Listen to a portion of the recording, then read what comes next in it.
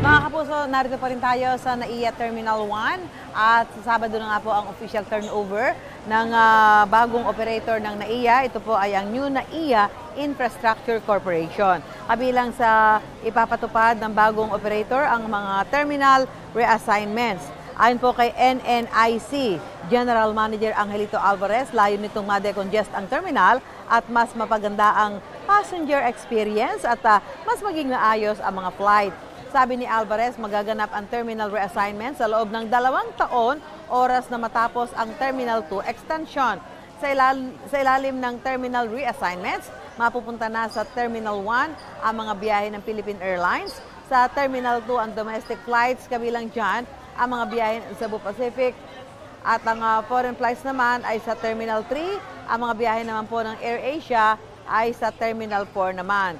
Target din ng NNIC na sa loob ng 5 taon ay tumaas ang passenger capacity ng NAIA mula 35 million passengers ay makapag-accommodate na ito ng 62 million passengers. Umaasa rin ng NNIC na madaragdagan din ng mga bagong toilets, air conditioning units at mas magiging mabilis ang internet connection.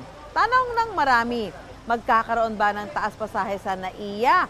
Sabi ng NNIC, wala pang pagtaas sa passenger fee sa loob ng 1 taon. At sa mga oras po ito, alamin natin kung ano po ang reaksyon ng ating mga kapuso doon sa mangyayari po na terminal reassignment. Kaya malaman po natin mula dito sa ating mga kababayan. Ma'am, kayo po ba madalas kayo bumibiyahe?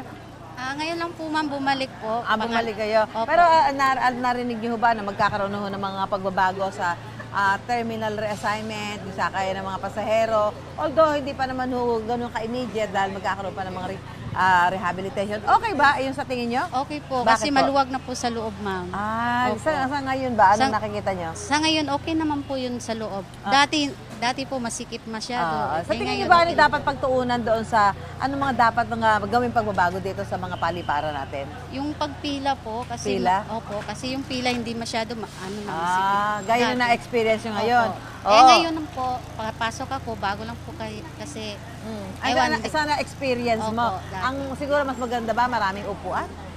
Opo, maraming upuan Dahil sana. nakatayo kayo matagal, ano? Okay, so ilang experience na isa natin mga pasahero. Samantala ay, eto si ma'am. First time mo bibiyahe? Dati na. Dati na po. So, sa tingin mo, ano mga dapat baguhin dito sa ating paliparan? Kasi pag dito maluluwag po, maluwag po. Anong dapat baguhin dito? Baguhin yung Anong dapat pagandahin? Oo, pagandahin yung paglipat ng Anong gagawin? Anong papagandahin dapat? Ano experience mo sa mga... Dati kasi masikip yun, sobrang sikip talaga dito. Sa tingin mo ba dapat dito? Yung waiting area, may mga upuan, ano pa? Yun lang. Sa comfort room, ano ba?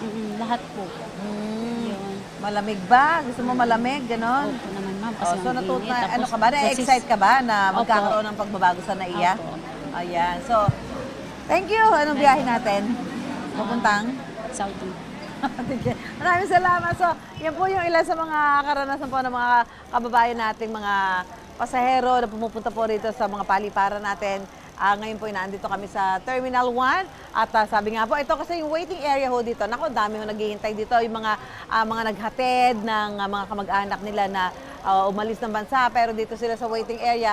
Mapapansin nyo, ito medyo umaambo, kaya kami nag-move ng konti dahil mababasa ho kami doon. So, doon ho yung mga ilan natin mga kababayan na naghatid sa kanilang mga mahal sa buhay na pupunta nga sa ibang bansa, sa iba't ibang dahilan. So, yung nakikita nila na talagang dapat magkaroon ng mga magandang pagbabago. Umaasa sila ng magandang pagbabago sa magiging kalakaran at patakaran dito po sa ating mga paliparan. At kasunod nga ho ito na magaganap na rehabilitasyon na magsisimula po sa yung kanilang official turnover ay sa darating ng Sabado. Balik muna tayo sa studio. Mga kapuso, para una ka sa mga balita, mag-subscribe sa GMA Integrated News sa YouTube. Sa mga kapuso abroad, subaybayan niyo po kami sa GMA Pinoy TV at sa www.gmanews.tv.